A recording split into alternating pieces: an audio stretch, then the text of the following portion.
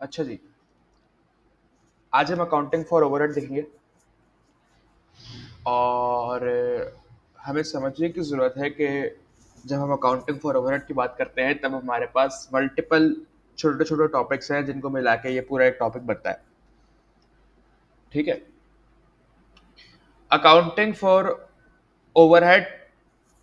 Overhead को account किस तरह करना होता है, ओवरहेड को किस तरह रिकॉर्ड किया जाता है, ओवरहेड क्या होते हैं। अच्छा, इसमें दो तरीके होते हैं ना हमारे पास, एक होता है आसान तरीका और एक होता है थोड़ा सा मुश्किल तरीका। आसान के मुकाबले मुश्किल है, लेकिन इटसेल्फ मुश्किल नहीं है, आसानी से समझ आ जाएगा। बेसिकली होता क्या है कि देखो, जब हमारे ओवरहेड्स होते हैं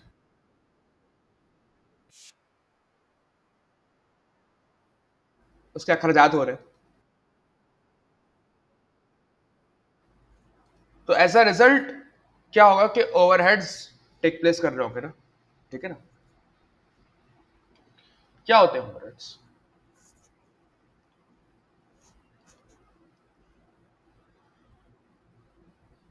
ओवरहेड्स किसको कहा जाता है? ओवरहेड बेसिकली हमारे जो है वो इनडायरेक्ट कॉस्ट होती है।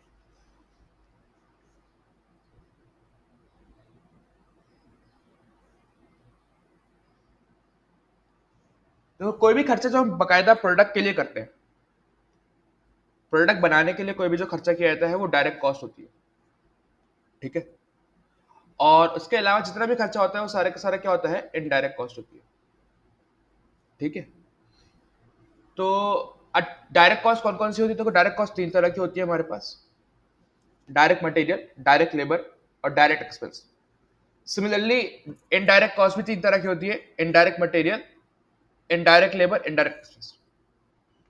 अगर ये वाली बात समझ लोगे ना कि कौन सी इनडायरेक्ट कॉस्ट है कौन सी डायरेक्ट कॉस्ट है, तो ऑटोमेटिकली बाकी सारी जो बकाया बच जाएंगी वो सारी इनडायरेक्ट कॉस्ट है।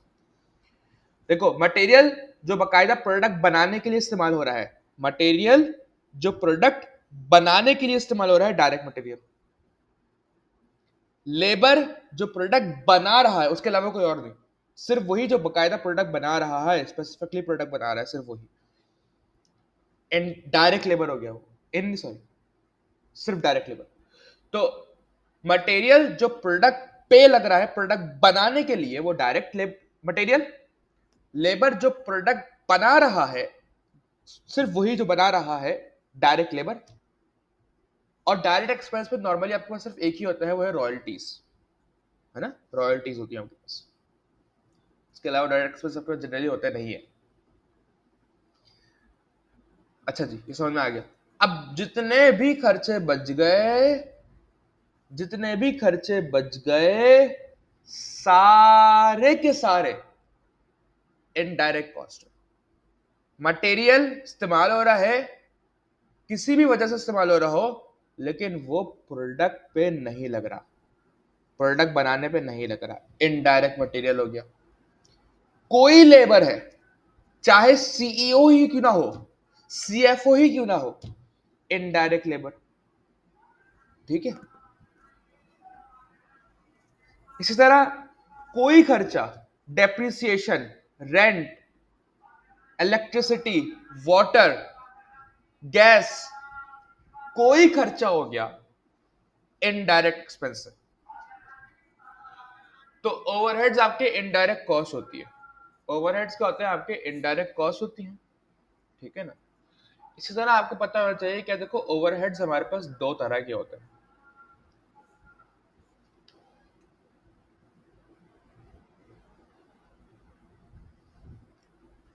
मेरी वैसे ये बात नोट कर लीजिएगा, जो मैंने पहले बात बोली, जितनी भी बोली है ना वर्बली, तो देखो जब ऑटोमेटिकली आइडेंटिफाई कर लोगे कि आपके पास डायरेक्ट मटेरियल कौन सा है, तो डायरेक्ट मटेरियल आइडेंटिफाई करने की टेक्निक मैंने बता दी। हर वो खर्चा जो बाकायदा किस पे हो रहा होगा, मटेरियल प्रोडक्ट बनाने पे, वो डायरेक्ट मटेरियल। वही लेबर जो प्रोडक्ट बना रहा है, वो डायरेक्ट लेबर। और रॉयल्टीज डायरेक्ट एक्सपेंस। जब आपने आइडेंटिफाई कर ले डायरेक्ट लेबर, डायरेक्ट एक्सपेंस और direct material, direct labour, direct expense, ये आइडेंटिफाई कर लिया, तो ऑटोमेटिकली बाकी सारा क्या बच जाएगा, बाकी सारा इनडायरेक्ट होगा। ठीक है, तो हमारे पास जरूर लिख लीजिएगा उसको। लेकिन ओवरहेड्स हमारे पास दो तरह के होते हैं। देखो, एक होता है हमारे पास क्या होता है? एक होता है फैक्ट्री ओवरहेड या प्रोडक्शन ओवरहेड।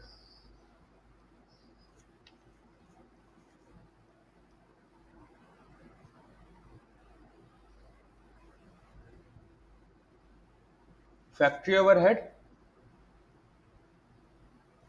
और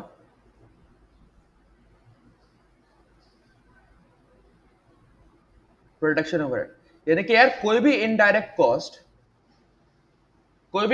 जो फैक्ट्री के अंदर हो रही है। फॉर एग्जाम्पल देखो, फैक्ट्री में लेबर है हमारे पास, जो प्रोडक्ट बना रहा है वो तो डायरेक्ट लेबर हो गया, लेकिन उसको जो सुपरवाइज कर रहा है, सुपरवाइजर है, वो इनडायरेक्ट लेबर। तो सुपरवाइजर का जो खर्चा होगा, जो वो इनडायरेक्ट कॉस्ट होगी, वो हमारी क्या कहलाएगी? वो फैक्ट्री ओवरहेड कहलाएगी। ठीक है ना? लेकिन इस तरह अगर हमारे पास एक बाहर गार्ड खड़ा हुआ है कोई, ठीक है ना, लेट्स से दरवाजे पे, मेन गेट पे गार्ड खड़ा हुआ है, वो भी इनडायरेक्ट कॉस्ट ही है, लेकिन वो फैक्ट्री ओवरहेड नहीं है। वो क्या होगा? वो कहलाएगा नॉन फैक्ट्री ओवरहेड।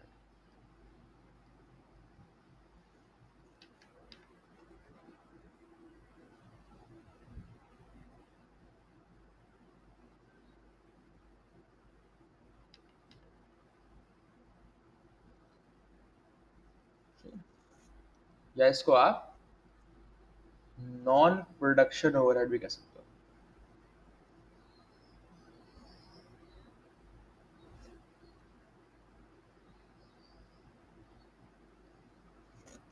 अच्छा जी, तो ओवरहेड हमारे पास दो तरह से डिवाइड होती है। देखिए, इनडायरेक्ट कॉस्ट की दो किस्में होती है। एक इनडायरेक्ट कॉस्ट होगी तो फैक्ट्री के अंदर हो जाएगी, उसको हमने फैक्ट्री ओवरहेड बोल दिया। एक इनडायरेक्ट कॉस्ट वो होगी जो फैक्ट्री से बाहर हो रही होगी, और वो हमारी हमारी नॉन फैक्ट्री ओवरहेड हो जाएगी।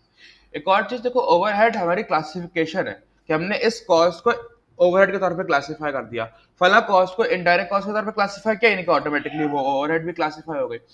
ठीक है ना? और इसकी फर्दर क्लासिफिकेशन क्या होती है? फर्दर क्लासिफिकेशन तो वो फैक्ट्री ओवरहेड होगा या तो वो नॉन फैक्ट्री ओवरहेड होगा। तो मेन क्लासिफिकेशन है वो ओवरहेड है, और फर्दर क्लासिफिकेशन उसकी फैक्ट्री ओवरहेड या नॉन फैक्ट्री ओवरहेड हो गया। अब बिहेवियर समझने की कोशिश करो। देखो, ओवरहेड कॉस्ट जो होती है ना, वो आपकी डायरेक्ट भी वो आपकी वेरिएबल भी हो सकती है, फिक्स भी हो सकती है। तो आप लिख लोगे यहाँ पे, बकायदा मेंशन करोगे कि overhead cost can be variable and fixed. Overhead cost can be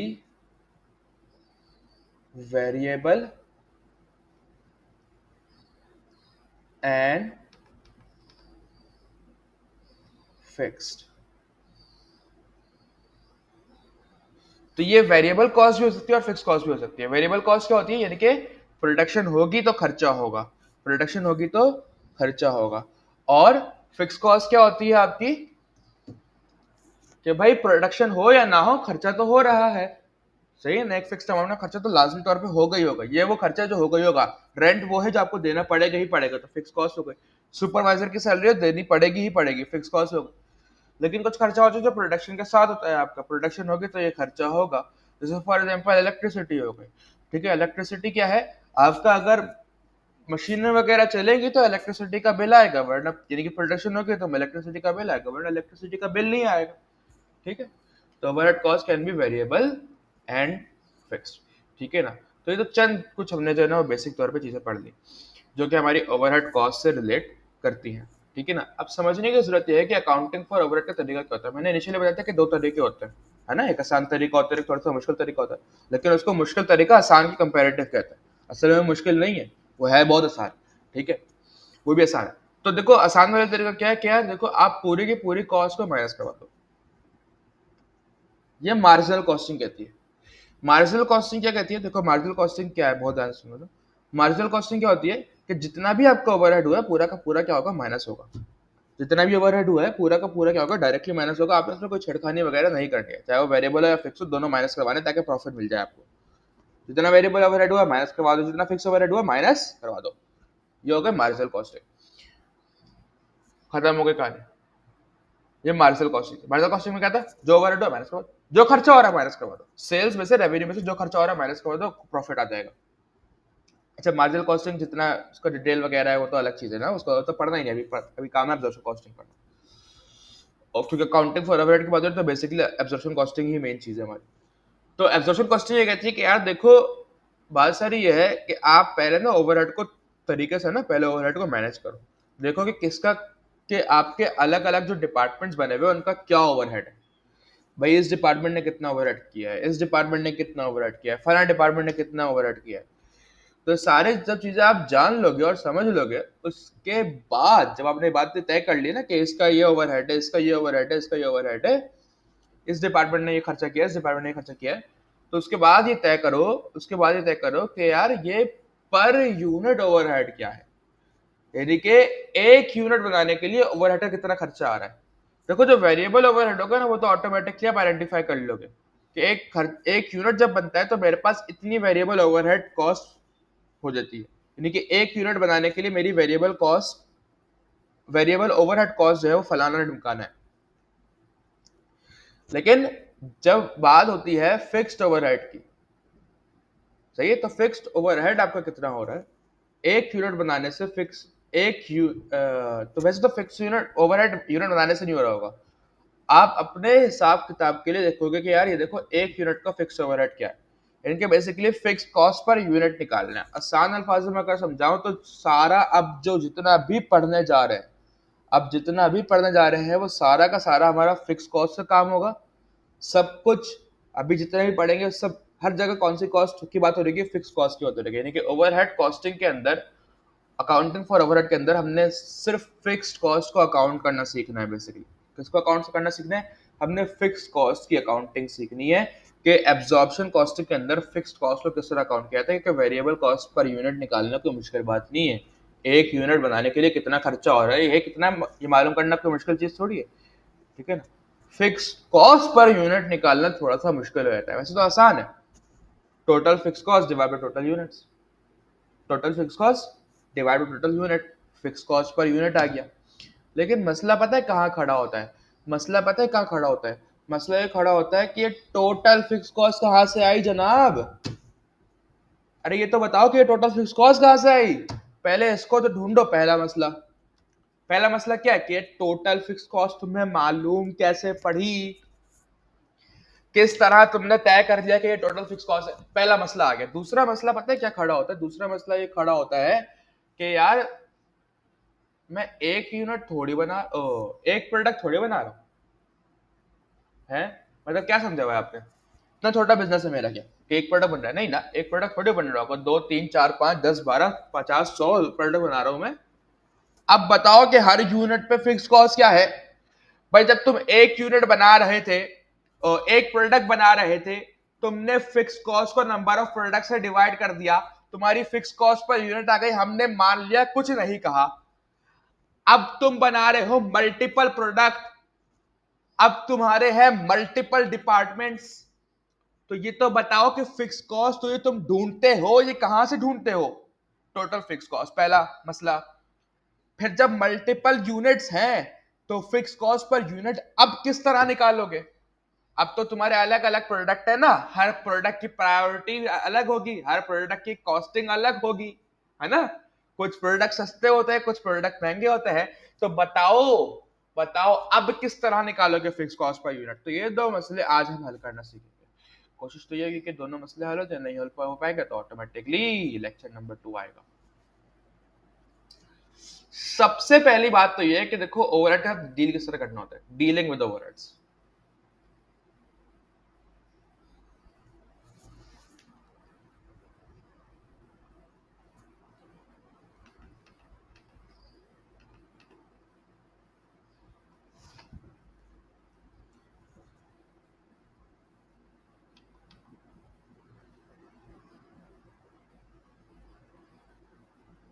dealing with overheads, ठीक है ना। अब ओवरहेड्स का डील किस तरह करना है आपने, देखो अब मैंने बोल दिया पूरे चैप्टर में सिर्फ फिक्स कॉस्ट की बात हो रही है, यानी कि फिक्स्ड ओवरहेड की बात हो रही होगी, चाहे वो फैक्ट्री की और नॉन फैक्ट्री का, उससे फर्क नहीं पड़ता, बात सारी फिक्स्ड ओवरहेड की हो रही है। बहुत ध्यान से सुनना। यार सबसे पहले तो हमारे पास होती है एक काम, allocation, step 1।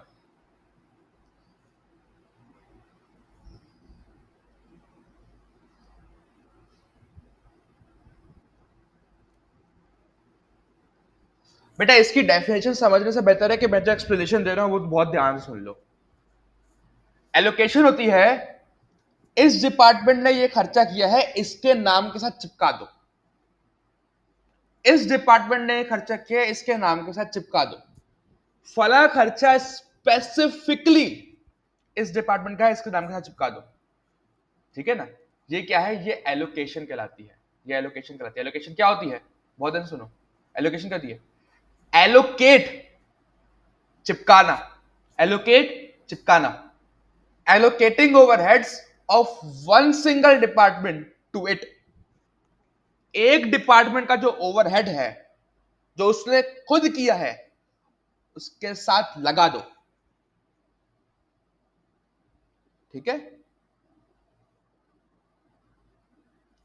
Allocating the overhead expenditure done by the department to it, उसी पे चिपका दो। ठीक है?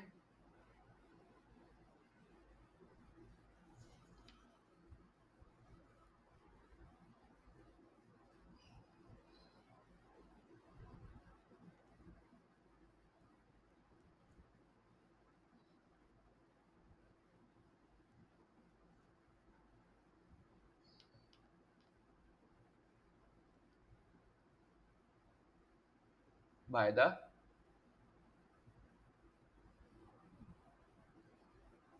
Department to it.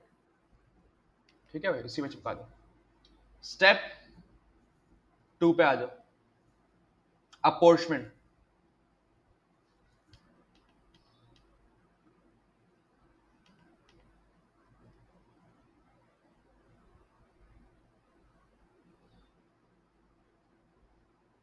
अपोर्शमेंट क्या होती है? 3 department, 4 department, 5 department, 10 department, 500 department ने मिलके एक खर्चा किया है, उन पे डिवाइड कर दो। तो dividing the overhead expenditure, dividing the overhead expenditure collectively done by multiple departments using a appropriate basis.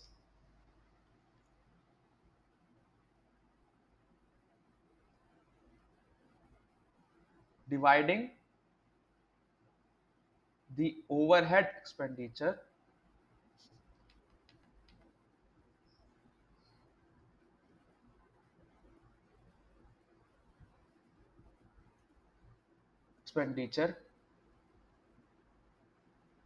collectively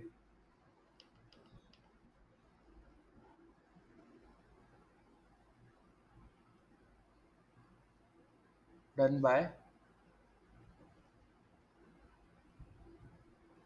multiple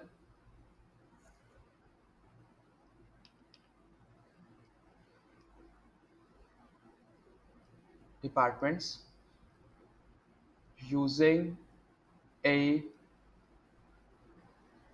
appropriate basis. ये क्या है? अपॉर्चमेंट हो गई। अपॉर्चमेंट क्या है?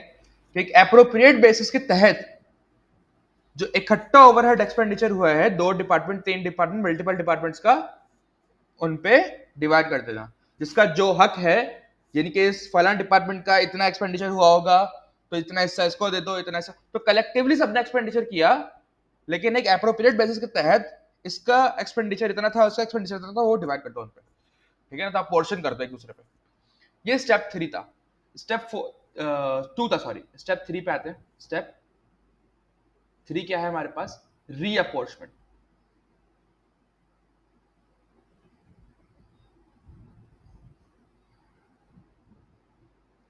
रीअपोर्शमेंट क्या होता है? रीअपोर्शमेंट होता है कि वो ओवरहेड एक्सपेंडिचर जो सर्विस डिपार्टमेंट पे है। अच्छा, यहां में बात सुनो।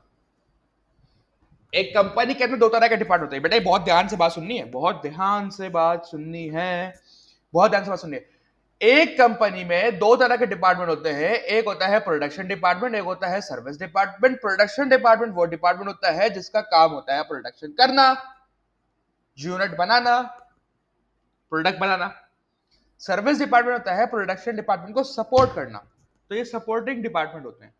फॉर एग्जाम्पल क्लीनिंग हो गया, क्लीनिंग का डिपार्टमेंट हो गया, उनका काम प्रोडक्ट बनाना है, उनका काम सपोर्ट करना है, मेंटेनेंस क्लीनिंग प्रोवाइड करना है। इस तरह मेंटेनेंस का डिपार्टमेंट हो गया, उनका काम मेंटेनेंस प्रोवाइड करना है, इनका काम प्रोडक्शन करना नहीं है।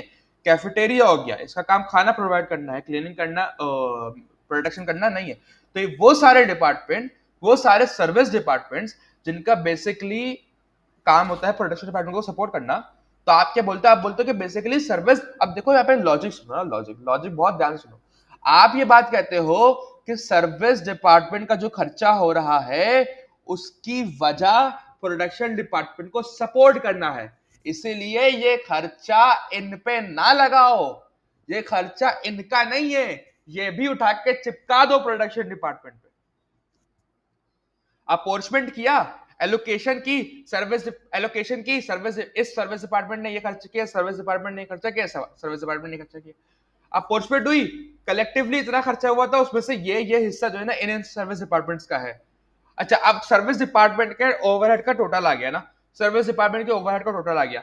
जब सर्विस डिपार्टमेंट के ओवरहेड का टोटल आ गया, आप बोलोगे ये इन पे, इनसे ना वसूल करो, इसकी वसूली इनसे ना करो, इसकी वसूली भी प्रोडक्शन वालों से करो। इसकी वसूली किससे करो, प्रोडक्शन वालों से करो, क्योंकि पूरा साल सपोर्ट कर रहे थे प्रोडक्शन वालों को, प्रोडक्शन वालों की खातिर ये खर्चा हो रहा था, तो ये खर्चा भी वसूली किससे होगी, प्रोडक्शन वालों से होगी। तो रीअपॉर्चमेंट क्या होता है,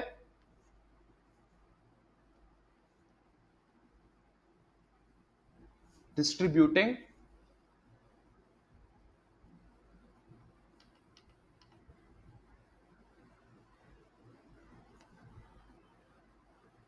the total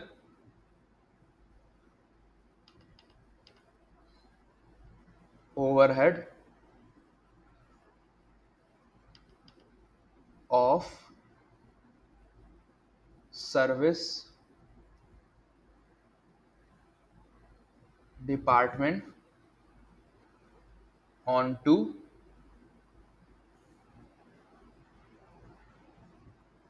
production department।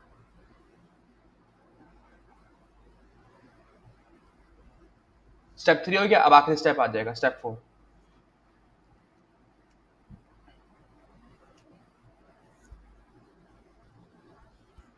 Step 4 क्या है, स्टेप 4 कहलाता है absorption.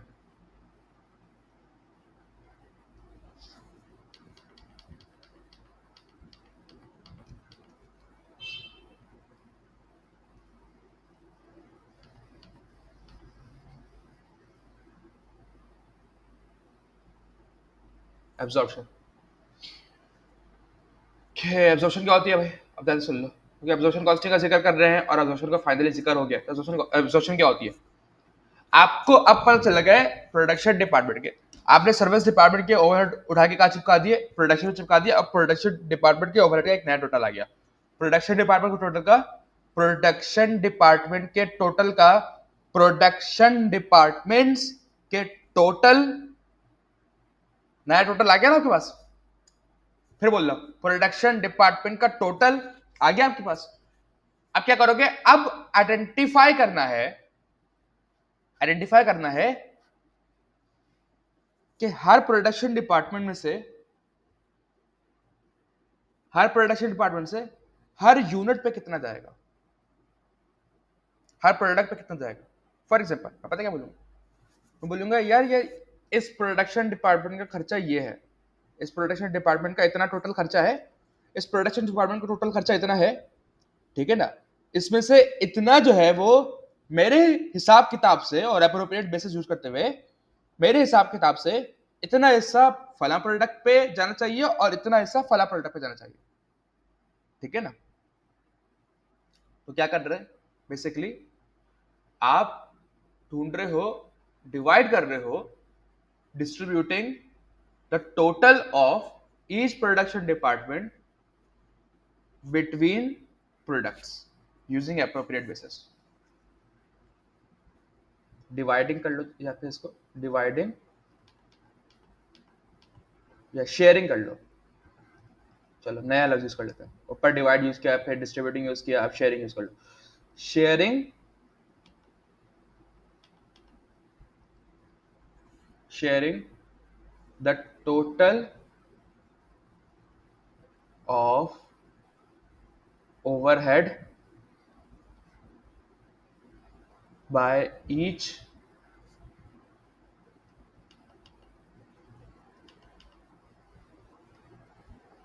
Production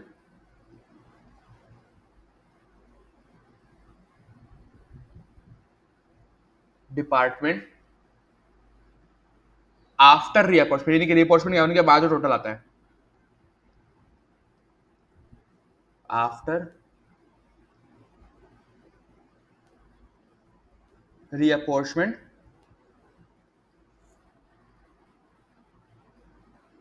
on to, comma लगा के आफ्टर रीअपॉर्चमेंट कॉमा लगा के on to every on to every product using, every product यानी कि जो जो प्रोडक्ट कंपनी प्रोड्यूस करती है वो वाले प्रोडक्ट जितने भी हैं, 2 है 3 है 4 है 10 है 100 है, यूजिंग एप्रोप्रिएट बेसिस।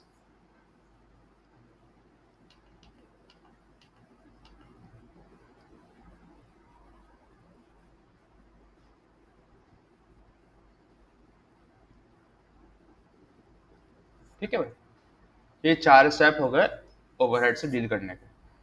ठीक है, ओवरहेड से डील करने के 4 स्टेप्स हमारे पास होते हैं, तो ये चारों स्टेप, ठीक है ना। देखो, ये आपको हुआ हुआ मिलता है एलोकेशन, तो होगी ना भाई, इसमें कोई वो थोड़ी है भाई ये सब इस डिपार्टमेंट ने ओवरहेड किया, ठीक है क्या करूं भाई अब मैं, अब कुछ करने को है नहीं ना, तो ये तो चीजें वो तो आपको करके दी होती है, एलोकेशन तो हुई भी होती है। पेपर में अपोर्चमेंट करने को आती है, एलोकेशन हुई भी होती है, अपोर्चमेंट करने को आती है। ठीक है, अपोर्चमेंट करने को आती है, रीअपोर्चमेंट करने को आती है और एब्जॉर्प्शन करने को आती है। तो हम सबसे पहले अपोर्चमेंट करना सीखेंगे, अपोर्चमेंट ओवरहेड किस तरह की जाती है।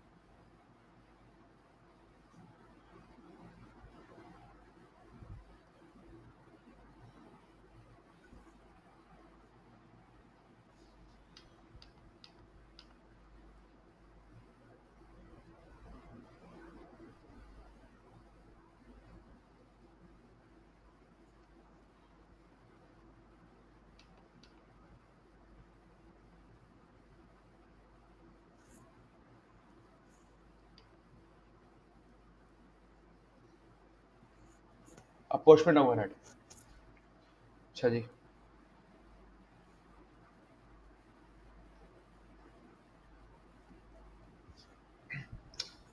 अच्छा भाई, और एक छोटे से जादू का सवाल हमारे पास सामने मौजूद है। अब देखिए, आपको थोड़ी सी इन्फॉर्मेशन प्रोवाइड की गई है यहाँ पे, और उन्होंने आपको production department A, production department B, service department Z, service department Y दिया हुआ है। एलोकेटेड ओवरहेड यानी कि ओवरहेड आपको ऑलरेडी एलोकेट हुए हुए हैं, ठीक है ना। ठीक है, तो ये क्या, इसका मतलब क्या है, ओवरहेड शॉर्ट फॉर्म, क्योंकि ओ वी एच डी में लिखूंगा, हैव बीन एलोकेटेड, जो कि सवाल में हुआ हुआ आता है।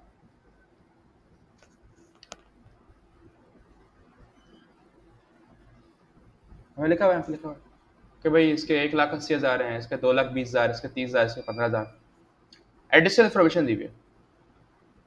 इलेक्ट्रिसिटी का खर्चा, अब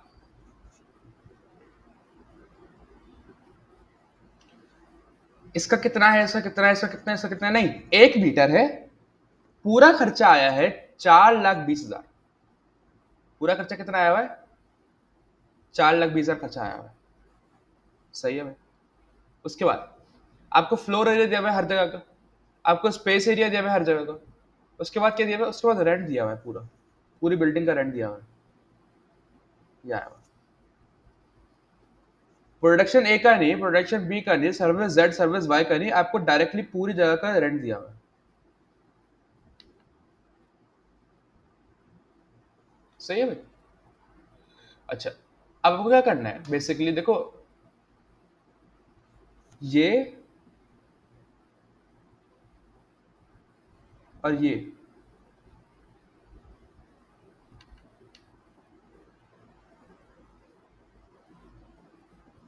क्या है, बेसिकली ये अनएलोकेटेड है।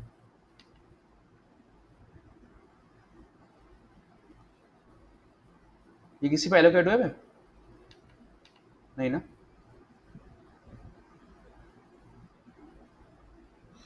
तो ये अपोर्शन होंगे अभी। Needs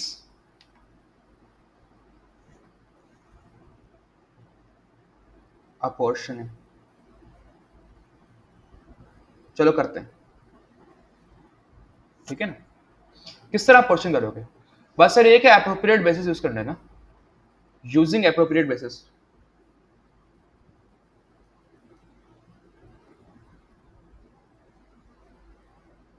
appropriate basis.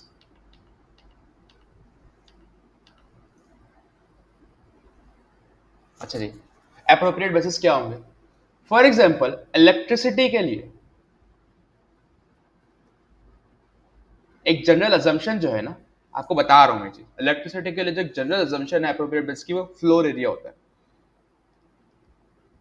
इलेक्ट्रिसिटी के लिए जनरल अजम्पशन क्या है? इलेक्ट्रिसिटी की जनरल अजम्पशन है floor area, sorry floor area नहीं, स्पेस एरिया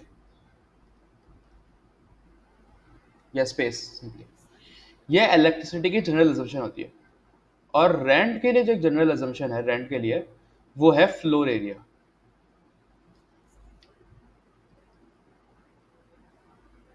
सही है भाई। तो आपने इलेक्ट्रिसिटी जो है वो अपोर्शन करनी है स्पेस एरिया के मुताबिक, और रेंट जो है वो अपोर्शन करना है किसके मुताबिक? इलेक्ट्रिसिटी स्पेस एरिया के मुताबिक करनी है, और रेंट जो है वो फ्लोर एरिया के मुताबिक करना है। अच्छा, नॉर्मली क्या होता है सवाल में, आपको हो सकता है कि हर जगह का floor area space area sir के दिया हो, लेकिन टोटल ना दिया हो ना, ये निकालना बहुत इंपॉर्टेंट है। ठीक है, तो टोटल के बारे में एक बात बता दूं मैं यहाँ पे।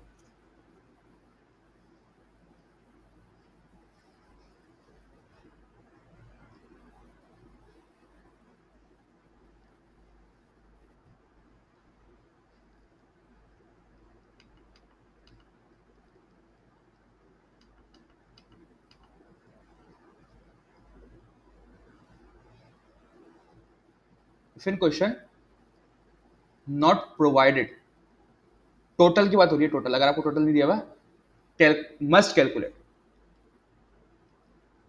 Must calculate before anything.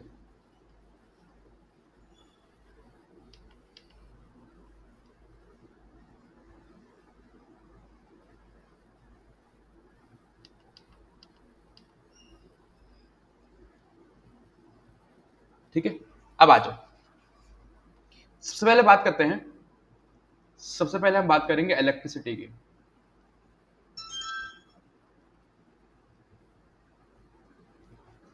ठीक है, department A, department B, Z और वाई।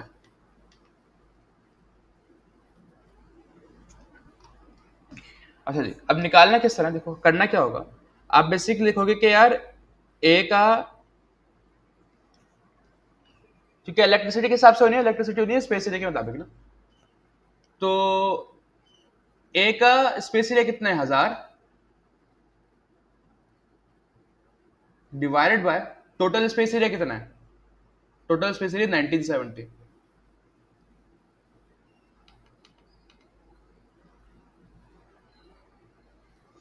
तो ए का स्पेस एरिया, क्योंकि स्पेस एरिया के हिसाब से एलोकेट कर रहे हैं, पोर्शन कर रहे हैं इलेक्ट्रिसिटी को। तो ए का space area 1000 divide by total space area का 1970 है, मल्टीप्लाइड बाय इलेक्ट्रिसिटी का बिल जो कि हमारे पास कितना, 4,20,000।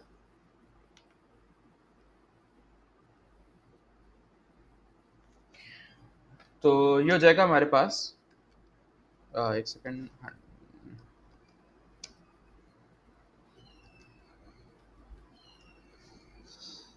राउंड ऑफ करके अराउंड कोई 213,198।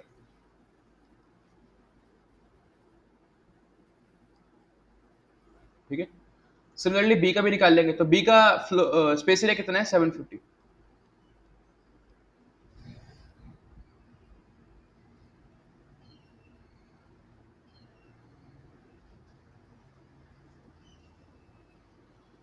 तो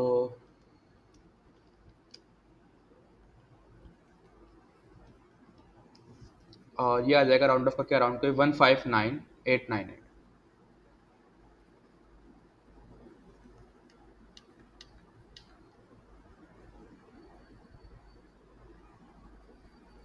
ठीक है।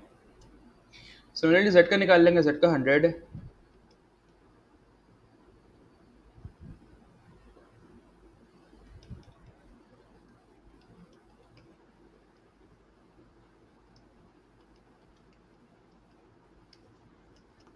तो जेड का किस तरह निकलेगा, इस तरह।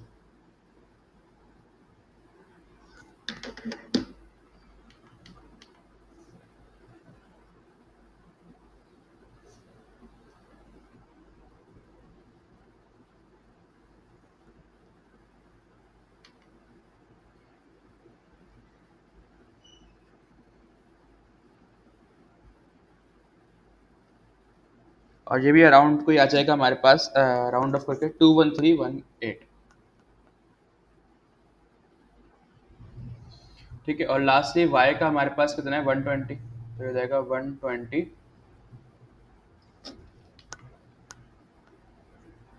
Upon 1970 multiplied by 420,000। तो ये भी ये आ जाएगा हमारे पास अराउंड कोई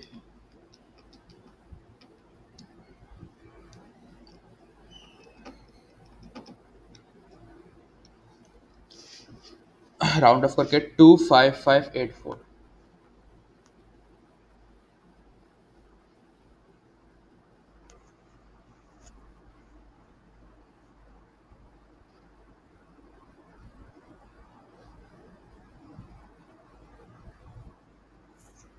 ठीक है। अच्छा जी, तो ये इस तरह करके हमारे पास अराउंड हो गया इलेक्ट्रिसिटी। अब हम क्या निकाल सकते हैं, अब हम निकाल सकते हैं रेंट भी निकाल लेंगे सिमिलरली।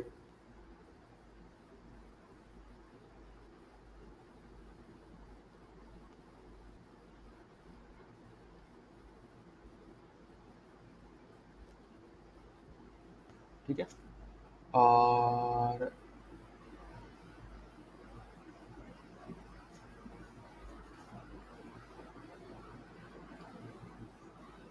पहले मैं लिख लेता हूँ आपके पास, मैं पढ़ा था। तो ए क्या है हमारे पास, ए हो जाएगा 400 है। ए का स्पेस एरिया की बात हो रही है ना, सॉरी फ्लोर एरिया की बात हो रही है, रेंट में फ्लोर एरिया की बात हो रही है। तो ये जाएगा 400 अपॉन टोटल कितना, 820। बी का है 320, तो जाएगा 320 अपॉन 820। जेड का है 60, तो जाएगा 60 अपॉन 820। और वाई का है 40, तो जाएगा 40 अपॉन 820। और ये सारे की करके मल्टीप्लाई हो जाएंगे किससे, जो कि हमारा टोटल रेंट है वो है 6,50,000।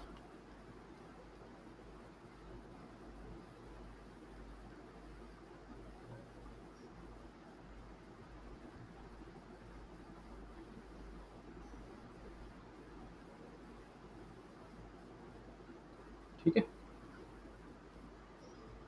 अब निकाल लेते हैं इनको। तो 6,50,000 मल्टीप्लाई हो जाएगा 400/820, फिर आ जाएगा 317073।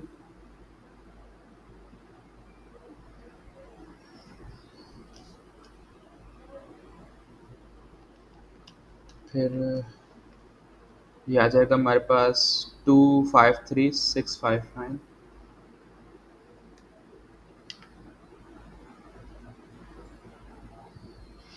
ठीक है।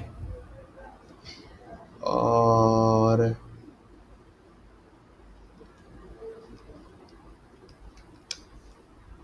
ये आ जाएगा हमारे पास 47561।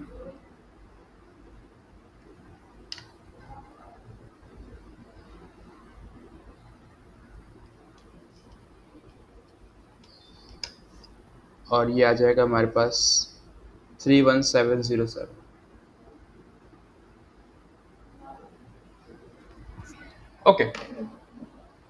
ये आ गया। अब क्या करेंगे, वैल्यूज को पुट भी कर देंगे। देखिए हमारे पास ये चार्ट दिया हुआ है ऑलरेडी ना, पेपर में भी चार्ट दिया हुआ होता है आपको, ठीक है।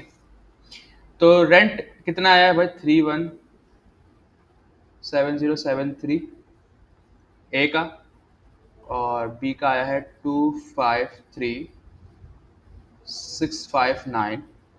जेड का हमारे पास है 47561,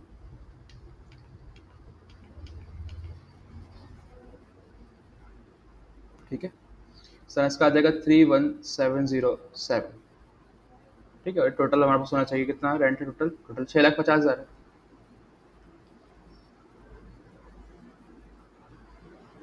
और अब आ जाओ इलेक्ट्रिसिटी पे, तो हो जाएगा 213,198, ऊपर से देख रहे हैं।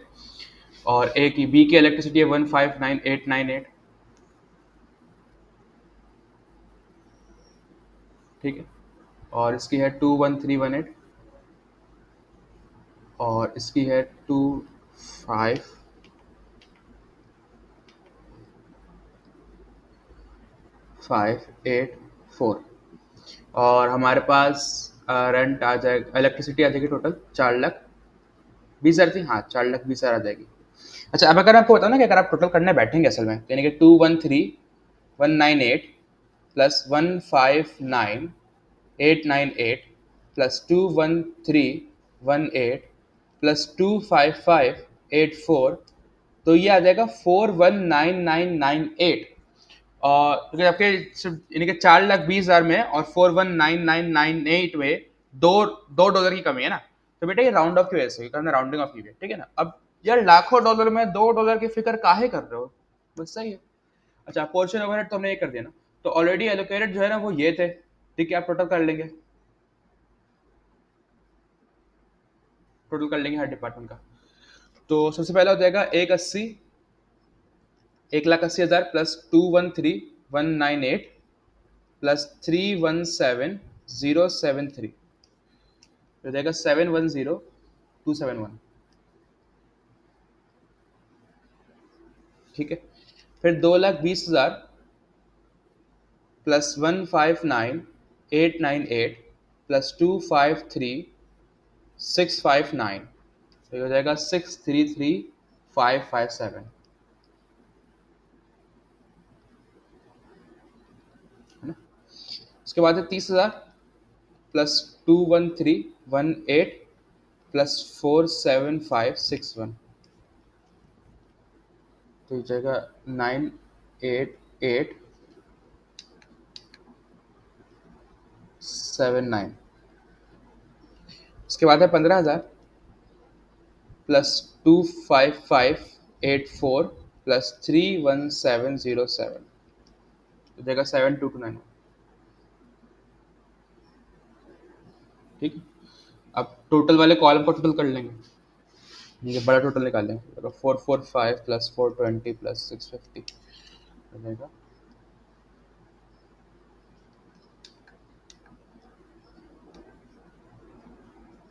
सेकेंड, हाँ ये आ गया, ठीक है ना। और मतलब अब ये क्या है, देखो बात सारी ये है कि यहाँ पे जब आप चाहो इस साइड टोटल करना, तो वो भी यही आएगा, और जब इस साइड का टोटल करोगे ना, तो वो भी तकरीबन तकरीबन हमारे पास यही आ रहा होगा। सही, कौन से अमाउंट, ये नहीं होगा। तो ये एक जादू है ना, यानी कि ये वाला कॉलम और ये वाला कॉलम तकरीबन तकरीबन बराबर ही होगा। $1-2 $3-4 का फर्क हो तो यार भाई इग्नोर करो यार, क्या तुम लोग इतना वो उसमें लेके बैठे हो। बहरहाल ये अपॉर्चमेंट थी, ये हमने क्या पढ़ी, अपॉर्चमेंट पढ़ी, ठीक है। अब आ जाओ रीअपॉर्चमेंट पे।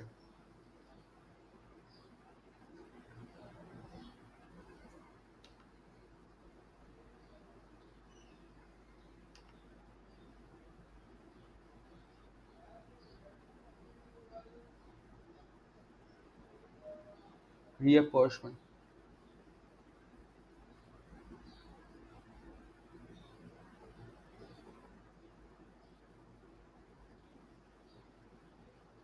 रीअपॉर्चमेंट ओवरहेड्स, ठीक है।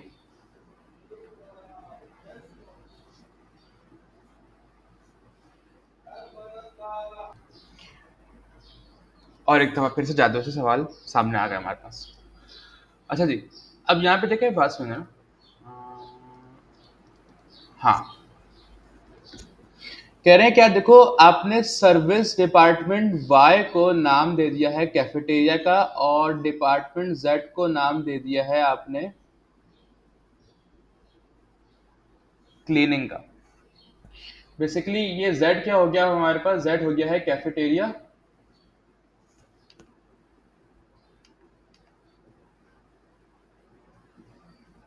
और वाई क्या हो गया हमारे पास, क्लीनिंग हो गया। ठीक है ना, साथ से यहाँ पे एक इंपॉर्टेंट कॉन्सेप्ट भी समझना है, ठीक है ना। कैफेटेरिया और क्लीनिंग हो गया, यानी कि ये भी क्या हो जाएगा, ये भी अब, सॉरी, वाई कैफेटेरिया हो गया। हम्म, ये कैफेटेरिया है और ये क्लीनिंग है, ठीक है ना। ये क्लीनिंग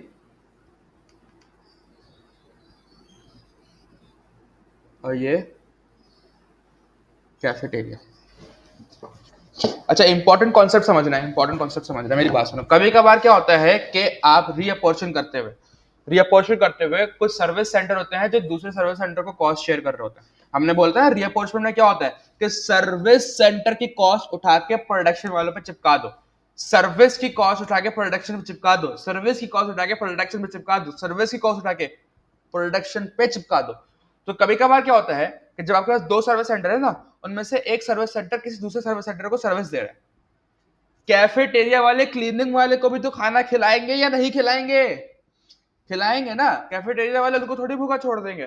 तो कैफेटेरिया वाले क्लीनिंग वाले को खाना खिला रहे, तो बात सर ये है कि कैफेटेरिया का थोड़ा खर्चा क्लीनिंग पे चला जाएगा, और कैफेटेरिया का जब थोड़ा खर्चा क्लीनिंग पे चला गया, कैफेटेरिया का थोड़ा खर्चा जब क्लीनिंग पे चला गया, तो आपको नोटिस करते क्या करना है, आपने करना यह है कि आप क्लीनिंग को पहले रीअपोर्शन नहीं करोगे। इसका मतलब क्या है, इसका मतलब यह है कि अब आपने क्लीनिंग को पहले रीअपोर्शन नहीं करना, क्योंकि एक सर्विस डिपार्टमेंट ऐसा है जो किसी दूसरे सर्विस डिपार्टमेंट को अपनी कॉस्ट शेयर कर रहा है।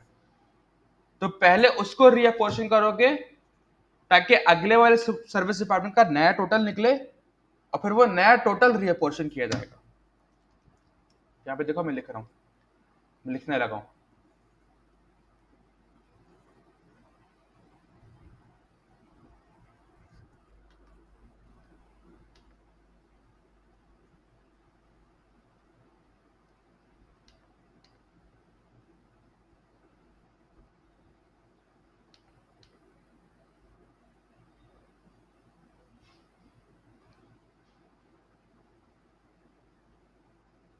When one of service departments shares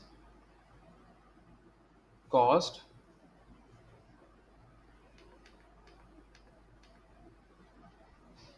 with another,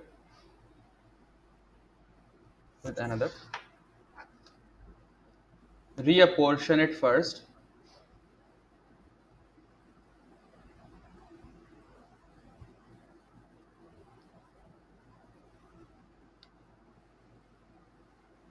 or in this example,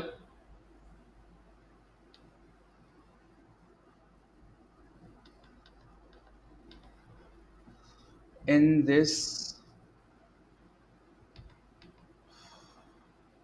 example,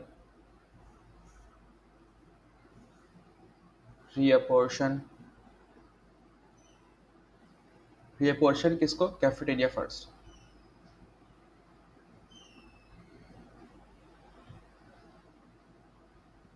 cafeteria first. When one of service department shares cost with another, reapportion at first. Find the total of news.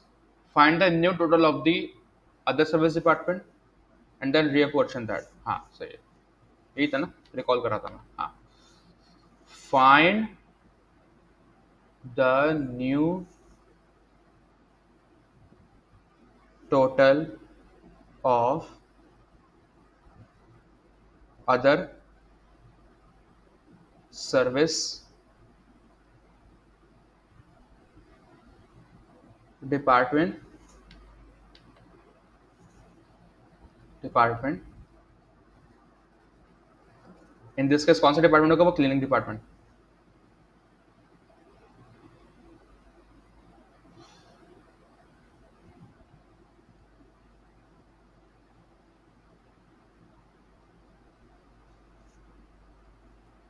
Find the new total of other service department and reapportion it।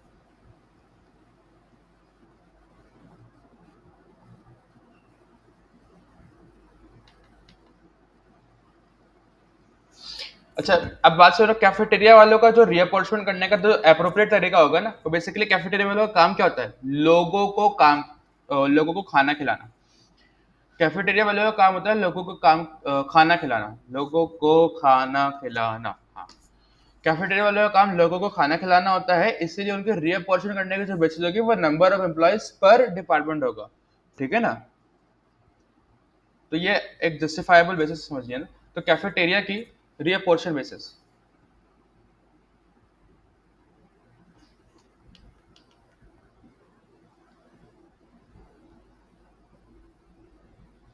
Cafeteria वालों की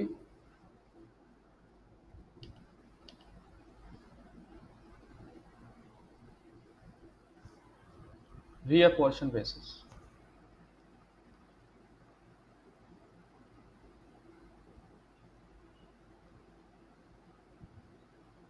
रीअपोर्शन basis क्या होगी, number of labours. अब यहाँ पे मतलब ध्यान देना है, बहुत ध्यान से बात सुनिए बेटा, बहुत ध्यान से बात सुनिए। Number of labours, number of labours जो यहाँ पे आपको टोटल दिया हुआ है बेटा वो 44 है।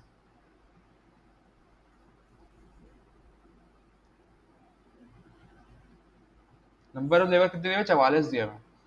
लेकिन हम क्या करेंगे, हम बेसिकली कैफेटेरिया के इटसेल्फ तो इग्नोर करेंगे ना। कैफेटेरिया वाले क्या करेंगे, कैफेटेरिया को इग्नोर करेंगे। क्यों, क्योंकि अगर कैफेटेरिया वाले इग्नोर नहीं किए तो रीअपोर्शन करते हुए खर्चा वापसी कैफेटेरिया पे आ जाएगा, नहीं आ जाएगा। मैं बोलूंगा कैफेटेरिया में 3 लोग काम कर रहे हैं और नंबर ऑफ लेबर के हिसाब से रीअपोर्शन करना है, तो नंबर ऑफ लेबर के हिसाब से अगर रीअपोर्शन करने लगा हूं तो 3 लोग तो कैफेटेरिया वाले के पास भी है, तो वो तीन लोगों का जो खर्चा होगा वापसी उठ कैफेटेरिया के पास आ जाएगा।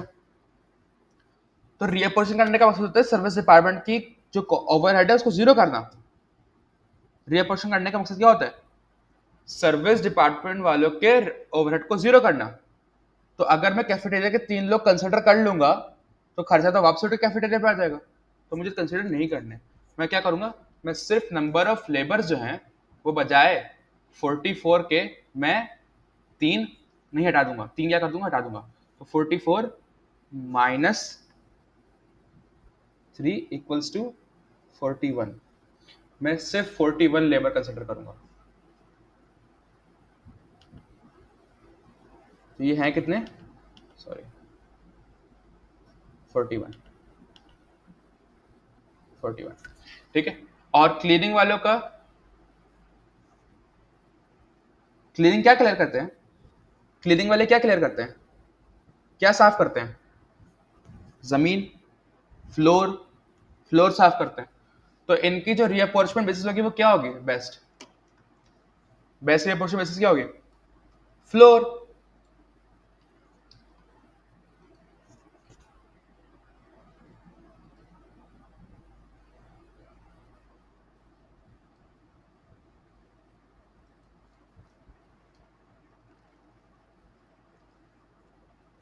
Floor area.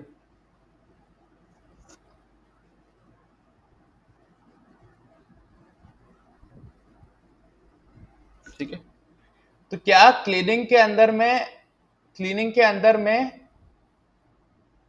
क्लीनिंग वालों का फ्लोर एरिया कंसिडर करूंगा, नहीं भाई, नहीं भाई, क्लीनिंग वालों को फ्लोर एरिया क्यों कंसिडर करोगे, क्लीनिंग वालों को फ्लोर एरिया क्यों कंसिडर करोगे। ठीक है, तो फ्लोर एरिया है कितना, ऊपर आते 820 ना, जरा माइनस, और उसमें से क्लीनिंग, क्लीनिंग कौन सा डिपार्टमेंट है, जेड, जेड का फ्लोर एरिया कितना है 60। तो 820 माइनस 60 कितना हो जाता है 760। ठीक है मेरा बच्चा? तो इस तरह काम करना है आपने। सॉरी, गलती हो गई। एक छोटी सी मुझसे मिस्टेक हुई है यहाँ पे स्विचिंग के अंदर। एक काम करो, बजाय ये करने के मैं तुम्हें इससे आसान तरीका बताता हूँ। इससे इसको आसान करने का तरीका ही हो जाएगा कि आप एक काम करो, रीअप्रोचमेंट बेसिस के बजाय, जो कि नॉर्मली पेपर के अंदर दिया हुआ होता है ना, कभी कार्ड नहीं दिया होता, कभी कार्ड नहीं दिया होता, एक काम करता है कि पता चल जाए कि पेपर के अंदर इस तरह करके दिया हुआ था। तो आप ये कर लो कि क्लीनिंग की रीअप्रोचमेंट बेसिस मैं यहाँ पे लिख लेता हूँ, अ,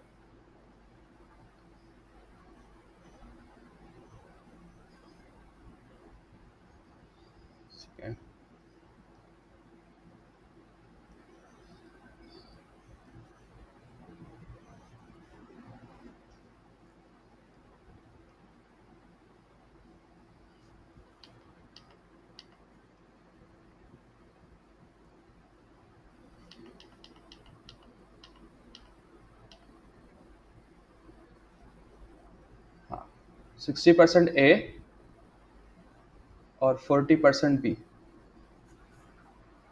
ठीक है, ये कर लो। सही। सवाल के अंदर क्वेश्चन के अंदर पेपर के अंदर इस तरह का क्या आया हुआ था, पास पेपर में भी आया हुआ है। ये आसानी करता है कि आपको एबीस का भी आइडिया हो जाए किस तरह हमें करना होता है।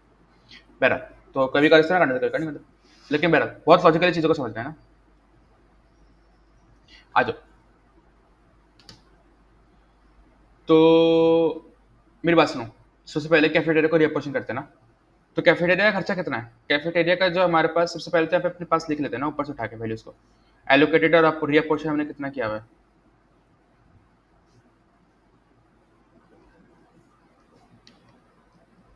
7112722163355798879722291।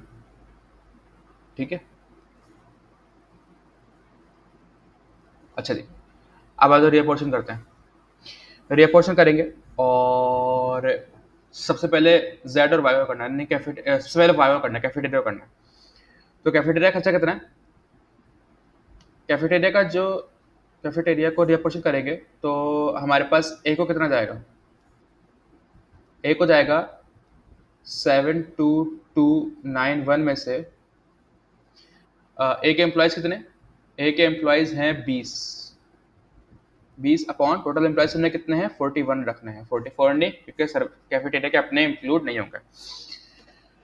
तो 72291 मल्टीप्लाइड बाय 20/41, ये हो जाएगा आपके पास राउंड ऑफ करके 35264।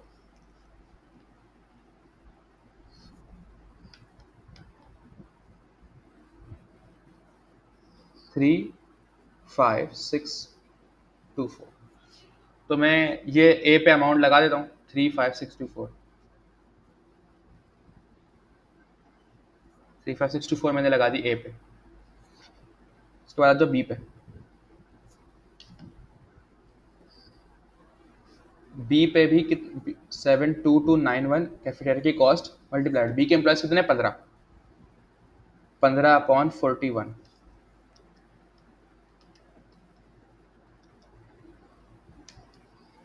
तो ये हो जाएगा हमारे पास राउंड ऑफ करके 26448।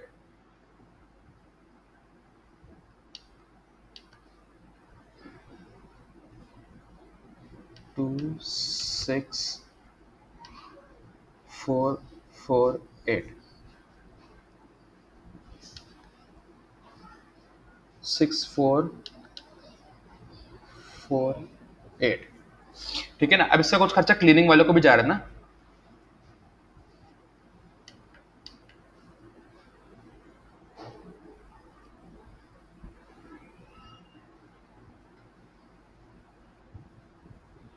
मल्टीप्लाइड क्लीनिंग कितना है?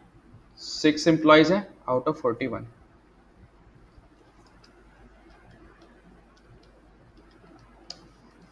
तो ये आ जाएगा अराउंड राउंड अप करके कोई हमारे पास 10579। तो सॉरी 10579 क्लीनिंग ये है, ठीक है। और हम क्या कर रहे हैं, हम बेसिकली हाँ इनको रिअपोर्शन, वाई को रिअपोर्शन कर रहे हैं ना। तो ये खर्चा कहाँ जा रहा है, ये सारा वाई से उठ के ए पे गया, बी पे गया और ये क्लीनिंग पे भी आ गया।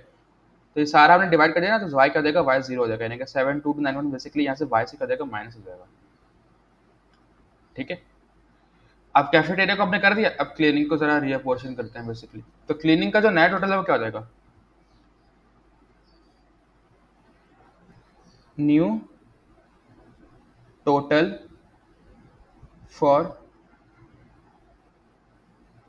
क्लीनिंग हो जाएगा हमारे पास 98879 प्लस इसमें वाई का कितना हिस्सा गया है, यानी कि कैफेटेरिया का कितना हिस्सा गया है, कैफेटेरिया का हिस्सा गया 1075579, सही। तो 98879 प्लस 10579 हमारे पास हो जाएगा 109458,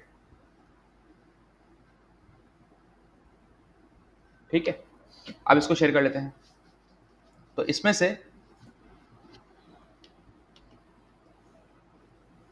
ए को कितना जाएगा 109458 में से ए का कितना हिस्सा है, देखो ऊपर लिखा हुआ है 60%, है ना। देखो यहाँ ऊपर मेंशन हुआ है बकायदा 60% मल्टीप्लाइड बाय 60%।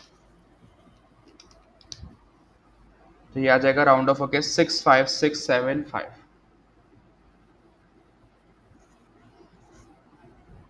सही। तो ये ए पे लिख लेते हैं,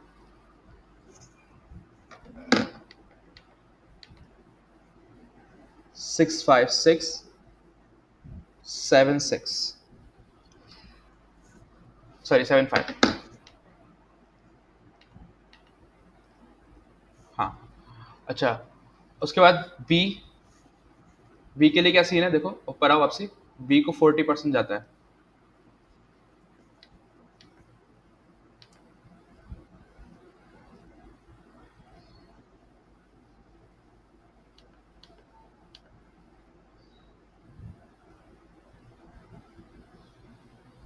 सही। तो ये राउंड ऑफ होकर हमारे पास क्या आ जाएगा 43783,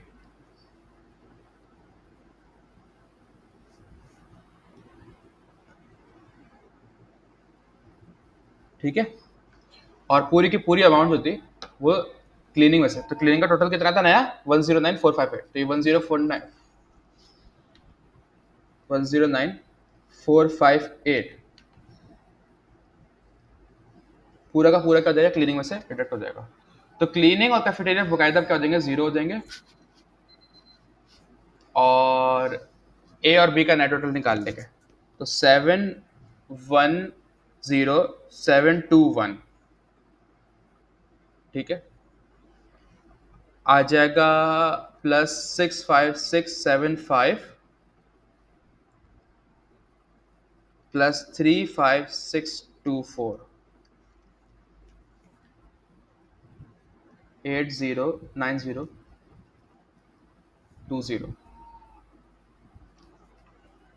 अच्छा, 633557 प्लस 43783 प्लस 26448, तो ये आ जाएगा 703788। अच्छा, ये वाला जो टोटल है ना वो अभी भी यही रहेगा, इसमें कोई तब्दीली नहीं आएगी, क्योंकि हमने नई कॉस्ट इंट्रोड्यूस नहीं कराई, जो बकायदा मौजूदा कॉस्ट थी उसी को ही डिवाइड किया है, ठीक है। ये वाला कॉलम हो जाएगा जीरो, ये वाला हो जाएगा हमारे पास जीरो, ये सॉरी ये वाली रो जीरो हो जाएगी, और ये वाला कॉलम एज इट इज 1515000 ये रहेगा। प्रोडक्शन है, प्रोडक्शन बी की रीअपॉर्चमेंट कॉस्ट आ गए। अब ये जो रीअपॉर्चमेंट हुए कॉस्ट है इसको फर्दर डिस्ट्रीब्यूट किया जाएगा यूजिंग एब्जॉर्प्शन, यानी क्या हम जानेंगे, देखो प्रोडक्शन ए का खर्चा, प्रोडक्शन डिपार्टमेंट ए का इतना खर्चा है, प्रोडक्शन डिपार्टमेंट बी का इतना खर्चा है, ठीक है ना। तो अब बताया जाए कि यार देखो पर यूनिट कॉस्ट के, यानी कि प्रोडक्शन डिपार्टमेंट ए की, प्रोडक्शन डिपार्टमेंट ए का जो है वो फॉर एग्जाम्पल हम 2 यूनिट बना रहे हैं, 3 यूनिट बना रहे हैं, तो 1 यूनिट पे कितना खर्चा आ रहा है स्पेसिफिक टू प्रोडक्ट, यानी कि इस प्रोडक्ट पे 1 यूनिट पे कितना खर्चा आ रहा है, इस प्रोडक्ट के लिए 1 यूनिट पे कितना खर्चा है। सिमिलरली प्रोडक्शन डिपार्टमेंट बी में भी हमने यह करना होगा क्या, देखो इतने यूनिट हमने हमारे बारे बन रहे हैं, हर इतने प्रोडक्ट बन रहे हैं हमारे, तो हर प्रोडक्ट पे इस प्रोडक्ट के लिए पर यूनिट कॉस्ट क्या है, इस प्रोडक्ट के लिए पर यूनिट कॉस्ट क्या है, सारी चीज़ें, ठीक है ना। अच्छा जी, तो करते हैं इसको भी।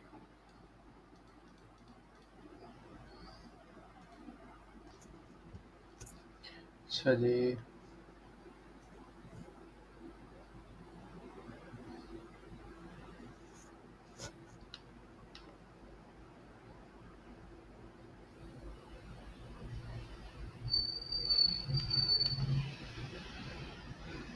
एब्जॉर्प्शन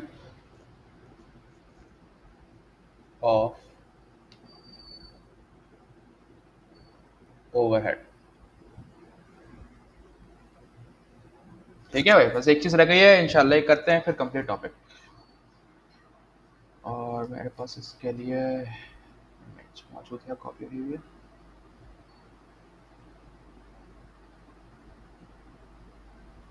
अच्छा ये देखो यहाँ पे क्या हो रहा है कि ये आपको रीअपर्चमेंट करके उन्होंने दी हुई है, देखो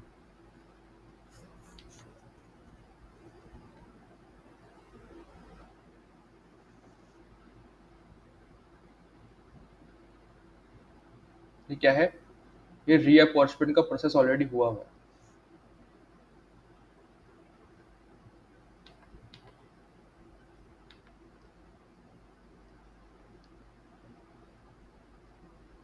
रीअपर्चमेंट has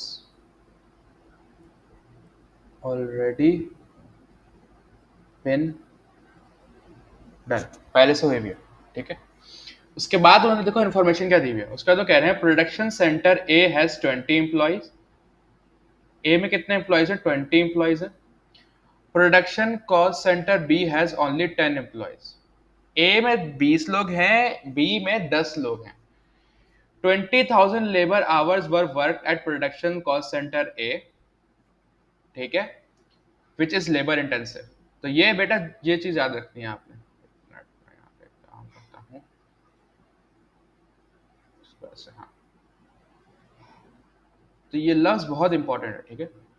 while most of the work at production cost center B is automated.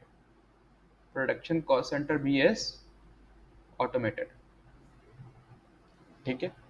और 25,000 मशीन आवर्स हुए हैं प्रोडक्शन कॉस्ट सेंटर बी के, सही है भाई, जबरदस्त। अब मेरी बात सुनो, मेरी बात सुनो, एक, देखो मैं यहाँ पे लिखता हूँ बकायदा,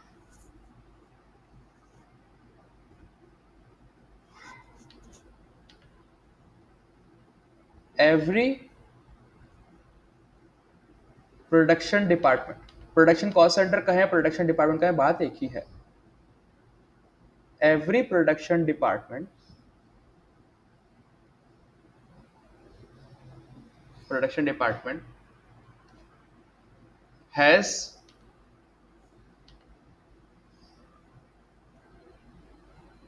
some number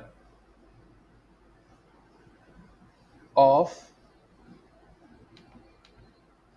labor hour and machine hour,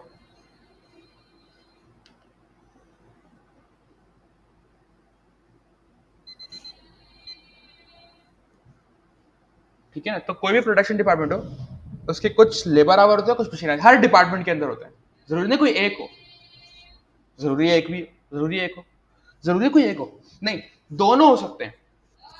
एक डिपार्टमेंट के अंदर, एक डिपार्टमेंट के अंदर आपके लेबर आवर भी हो सकते हैं, मशीन आवर, यानी कि लेबर भी काम कर रहा है कुछ घंटों के लिए तो लेबर आवर हो गए, और मशीनें भी काम करी तो मशीन आवर भी हो गए।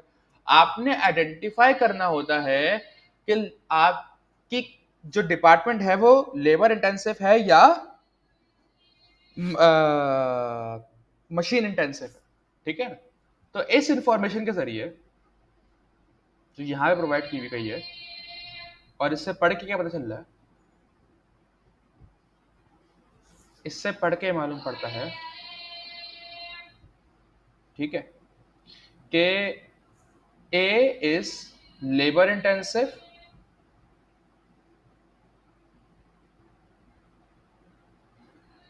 ठीक है। अब इसका मतलब क्या है, इसका मतलब ये है overhead absorb on labour our basis, overhead should be absorb on labour our basis.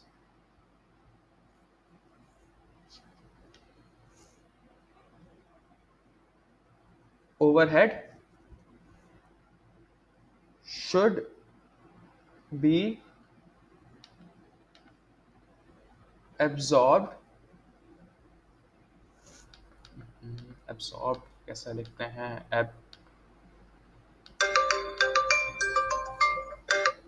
absorbed on labor hour basis, ठीक है। क्या मतलब होता है बेटा, इसको सभी से बताता हूँ सबर, और हमें ये पता चलता है, एक सेकंड, ए, ठीक है,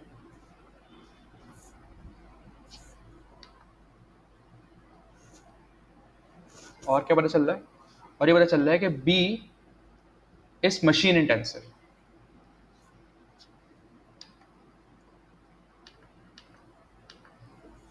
यानी कि मशीनें ज्यादा काम कर रही हैं, मशीन इंटेंसिव, सही। तो overhead should B absorbed on machine hour basis, और उन्होंने दिए हुए ही आपको मशीन आवर ही, अगर देखा जाए सवाल के अंदर तो आपको ए के लिए सिर्फ उन्होंने लेबर आवर दिए हुए हैं और बी के लिए सिर्फ मशीन आवर दिए हुए हैं, लेकिन आमतौर पे एग्जाम में आपको दोनों दिए हुए, तो आपको आइडेंटिफाई करना था कौन सी intensive. Overhead should be absorb on machine hour basis, ठीक है ना। तो बेसिकली करना क्या होता है, आपने करना ये होता है, करना ही होता है रीअपोर्शन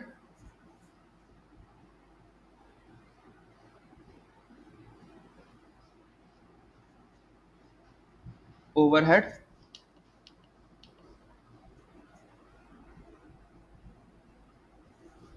divided by appropriate basis,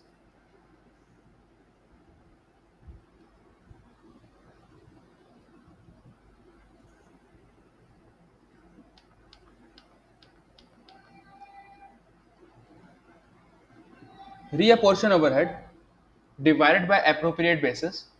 तो आपके पास क्या आ जाएगा, आपके पास आ जाएगा overhead absorption rate of that department, overhead, second,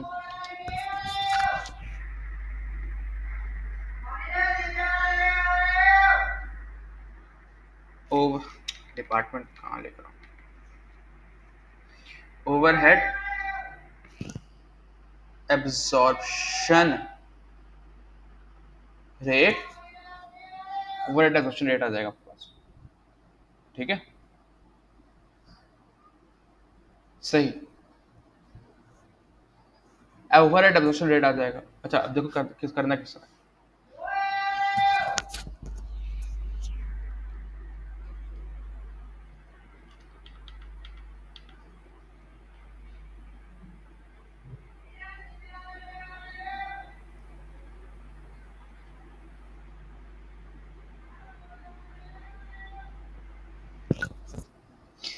अब प्रोडक्शन डिपार्टमेंट ए के रीअपोर्शन हुए हुए ओवरहेड कितने हैं हमारे पास, 1,13,425, देखो यहाँ पे लिखा हुआ है, ठीक है ना, 1,13,425, तो देखो 1,13,425, और अप्रोप्रिएट बेसिस क्या तय की थी हमने, अप्रोप्रिएट बेसिस की थी लेबर आवर ना, लेबर आवर है, तो डिपार्टमेंट ए के टोटल लेबर आवर कितने हैं? टोटल लेबर आवर है 20,000। ऊपर इन्फॉर्मेशन में येलो से हाईलाइट हुआ लिखा हुआ है। तो क्या देगा 1,13,425 डिवाइडेड 20,000। एक तो ये हो जाएगा 1,13,425 डिवाइडेड बाय 20,000। तो ये आ गया हमारे पास 5.67।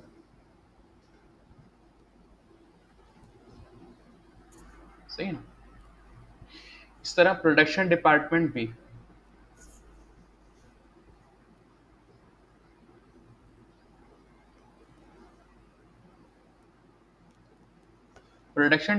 भी के रीअपोर्शन ओवरहेड कितने हैं?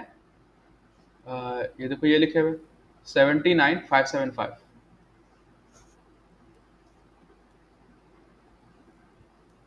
डिवाइडेड बाय, और अप्रोप्रिएट बेसिस क्या है? मशीन आवर्स ना। तो देखो यहाँ पे येलो से हाईलाइट हुआ लिखा हुआ है कि प्रोडक्शन डिपार्टमेंट बी के मशीन आवर कितने हैं? 25,000। तो ये 25,000 से डिवाइड हो जाएगा। तो 79,575 डिवाइडेड बाय 25,000 तो हो जाएगा 3.18।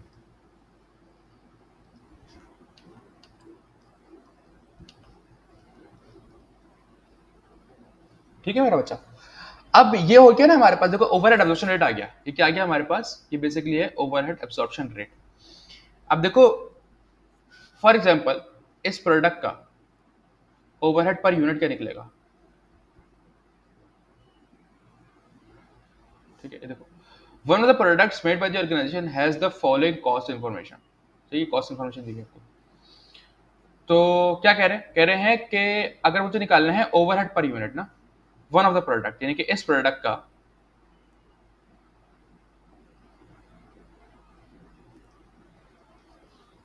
अगर मैं निकालना चाह रहा हूं,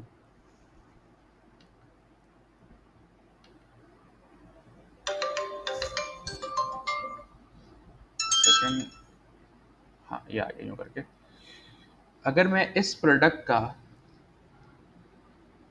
निकालना चाह रहा हूं overhead cost per unit,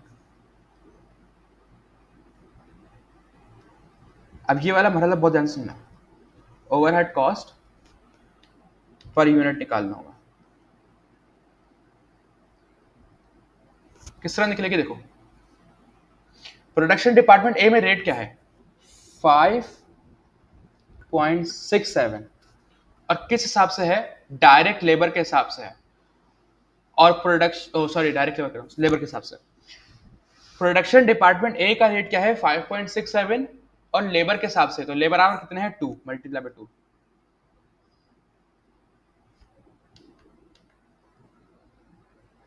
plus, देखो मैं नहीं कह रहा, ये देखो यहाँ पे लिखा हुआ है, ये लिखा हुआ है लेबर रेट क्या है? 2 है ना। तो यहां से आया है, यहां से ये 2 आया हुआ है। ठीक है। सिमिलरली बी का रेट क्या है? बी का रेट है 3.18। और किस हिसाब से करते हैं? बी को हमने मशीन आवर के हिसाब से किया हुआ है। तो मशीन आवर पर यूनिट क्या है बी के? 3। तो ये आया है यहां से।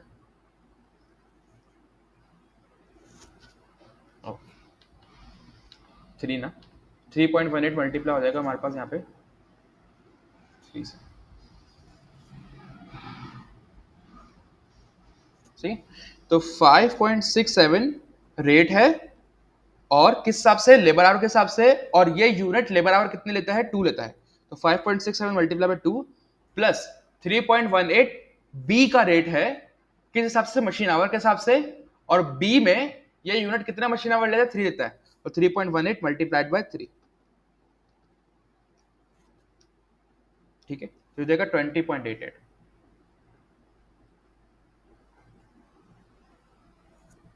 जबरदस्त, खत्म हो गई कहानी, खत्म। सही है ना? तो ये क्या हो गया? पूरा पूरा ओवरहेड हमने देख लिया। अब बस प्रैक्टिस रह गई है। ठीक है, और ज़्यादा प्रैक्टिस करने की, जितनी ज़्यादा प्रैक्टिस होगी उतनी ज़्यादा अच्छी बात है। तो हमने क्या क्या देखा? हमने बोला, हमने बात की कि स्टेप्स क्या होते हैं। तो ये एलोकेशन, अपॉर्चमेंट, रीअपॉर्चमेंट, एब्जॉर्प्शन। हमने अपॉर्चमेंट करना सीखी, हमने अपोर्चमेंट करना सीखी, हमने रीअपोर्चमेंट करना सीखी। मैंने बताया कि कभी कभार जो है वो क्या होती है, रीअपोर्चमेंट जो है वो एक सर्विस डिपार्टमेंट दूसरे वाले सर्विस डिपार्टमेंट को भी कॉस्ट दे रहा होता है। फिर हमने एब्जॉर्प्शन करना सीखी। अब देखो एब्जॉर्प्शन में जो एग्जांपल दी है, यहाँ पे देखो क्या हो रहा है, यहाँ पे ये हो रहा है कि ये वाला जो सर्विस सेंटर है 31,000 वाला, ये सिर्फ इसको और इसको कॉस्ट दे रहा है, और ये 29,000 वाला आप ही जो है वो सिर्फ इसको और इसको कॉस्ट दे रहा है, यानी कि एक दूसरे को शेयर नहीं कर रहे। तो हमेशा नहीं है कि एक सर्विस सेंटर दूसरे सर्विस सेंटर को आप शेयर कर रहा हो, कभी कभार नहीं शेयर कर रहे होते, ठीक है ना। तो ये वाला सर्विस सेंटर सिर्फ प्रोडक्शन वालों को ही शेयर कर रहा है, और ये वाला सर्विस सेंटर भी सिर्फ प्रोडक्शन वालों को ही शेयर कर रहा है। बताने का मकसद ये है।